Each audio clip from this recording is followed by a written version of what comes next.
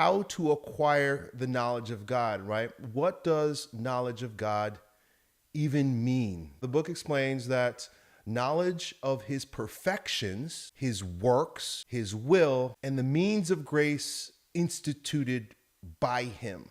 So that's what the knowledge of God means. I think a lot of times we get a bit subjective and mystical in our sense of what God is, and we have all kinds of grandiose figments and ideas about experiences with God that sort of derail a lot of people's faith, because they think if they're not feeling God or having a mystical experience or using some sort of drugs to induce a God-like zone state, that they're not coming to the knowledge of God. And I think that's just indicative of our culture. We've really strayed away from objective truth, objective knowledge. And this is so obvious I don't even need to say it. The world revolves around me and my ego and my feelings and my experience. And therefore, it can lead to a lot of confusion, error, and misunderstanding about even what the knowledge of God is. So we're looking for objective knowledge in his perfections. And so the perfections are a means by looking at the world and understanding all is one, meaning perfect. His works, well, he's a creator. So what are the creations? We are creatures. Sometimes we forget that we're creatures, imprinted with the image of God, made in his image. We also can be creators, but we forget that we are created. His will, that's a big one for especially the young men that I mentor and speak to. What is God's will for me? It usually sounds like, what's my mission? What's my purpose, right? What's my vision for life? But that pales in comparison to what God's will is for in your life, right? Like God has willed all this into existence. It would be far better to ask, what is God's will for me in this life, rather than what is my will for myself in my life? Because as we'll see, that can be very easily perverted. And the means of grace instituted by him, which makes him so loving. Our God is a God that communicates with us, that gives us gifts, that gives us signposts. His means of grace, as was spoken about in a previous lesson, come in sacraments, right? And so there are many different gifts that God has given us and instituted in order to lead us, guide us, and give us knowledge of him, right? How can you love someone if you don't know them, right? Who can acquire true knowledge of God? This is the way I put it. But essentially, we know that in heaven, the saints and the angels have immediate knowledge of God in the beatific vision. So those do have immediate knowledge of God, but we on earth only have knowledge of God through the mediums of his works and what he has revealed to us. Through creation, we can know God intelligibly. We can use reason to come to understand a knowledge of God. We have a knowledge of God. Throughout all of human history, there was belief in God and gods and things of this nature, until we started taking this subjective stance right around the time of, I guess you could say, the Enlightenment or so. Atheism is sort of a newfangled thing, right? No society that previous to us didn't believe in God. So God can be revealed, and even the ancients, even the pagans, they knew this. They could see this through his works, right? So even his creation. Wow, that's a divine order. The world is ordered in a divine way. Like, I don't know how this happened, right? Science can only take us so far. Science is beautiful. Science is great. Science is awesome, but science is limited. It's a tool. And what he has revealed to us. So this is what's so awesome about our God. Our God reveals himself to us, and that's how we come to know him. And so we're going to talk today about that divine revelation. Moving on, why is knowledge of God important? We cannot have any solid or lasting happiness or any true contentment without the knowledge of God. Now, here's how we know this. In our day and age, there are gods. Now, anybody who calls themselves an atheist or something of that nature, or someone who is just kind of apathetic about God and religion, make no bones about it, they do have a God. It's usually one of, or a combination of, the four created goods, which is wealth, power, pleasure, and honor. And so without the knowledge of God, there's no solid or lasting happiness. A well-ordered life is impossible.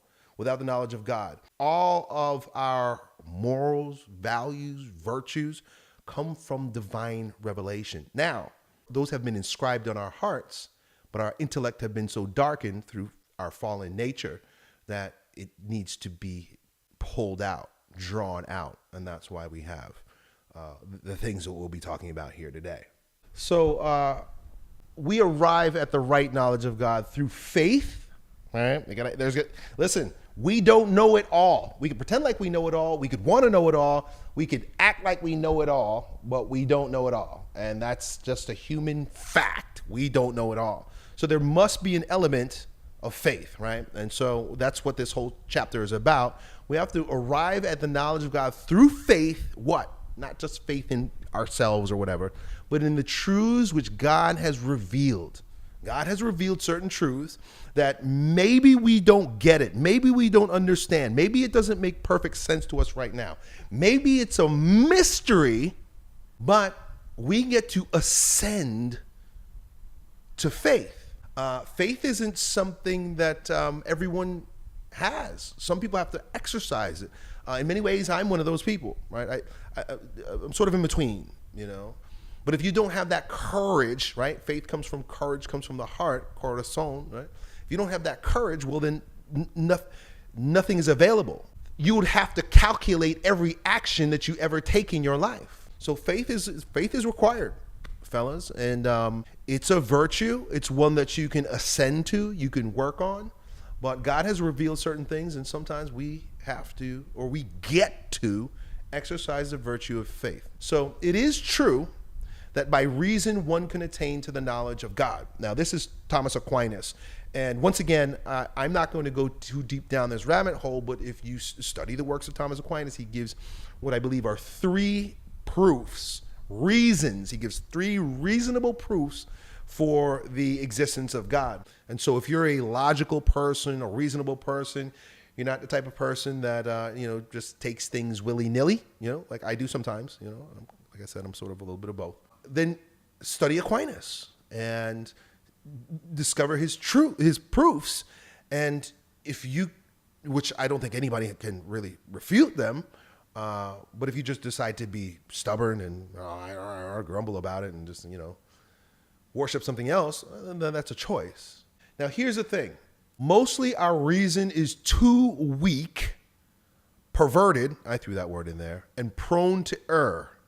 That without revelation, it's impossible for man to come to a clear and correct knowledge of God. And a lot of New Agers, myself in the past as well, would say, well, all is one.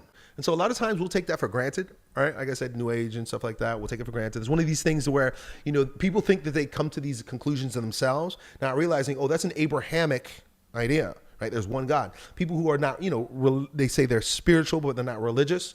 Well, do you believe that there's one God? Well, yeah, of course, right? It's all one. It's all one, dude. Woo. And not realizing, well, that's an Abrahamic idea that was revealed through scripture and tradition. You didn't make that up, right? And science didn't figure that out first. That was a revelation, right? That there's one God, right? So that's just an example how we have perverted ideas about God because we cannot see God clearly. I don't care what plant medicine you take. I don't care what meditation you do. You're still trying to observe the infinite through your finite lens. I've seen God. Well, maybe God has revealed himself in a burning bush or something to you and then gave you a word. But you're not coming to a true knowledge of God without some revelation. Anyway. So most of our reasoning is too weak. Our reasoning is too weak. And we're perverted as well, right? Because our reason is colored by the culture, right? What music have you been listening to, right? You listen to the Beatles, right? Or Lil Nas X there, buddy? What do you know about God? God, it's bad. Well, what are you listening to?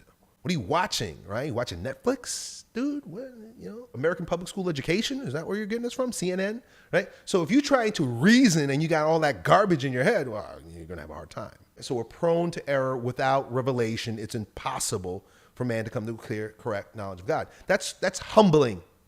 That's humbling, and that's not very appealing to our postmodern senses. If somebody tells you, oh, no, you need the Bible.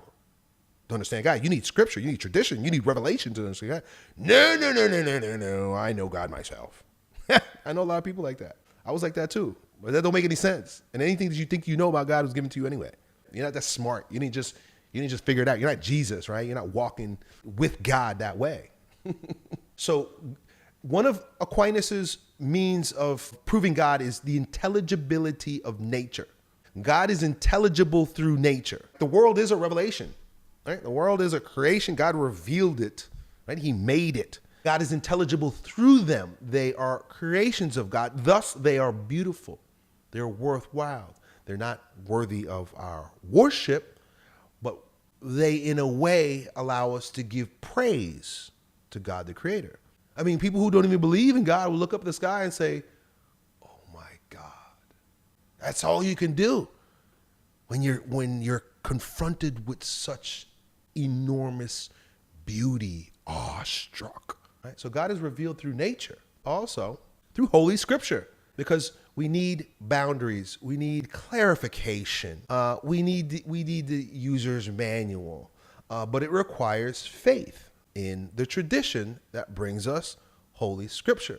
Now, I don't want to go too far down that rabbit hole because we're going to get to there in a moment, but essentially, there is no Holy Scripture without tradition. It's the tradition of the writing down and the passing on of knowledge of God revealed to certain people at certain times for certain reasons that we have what we have today.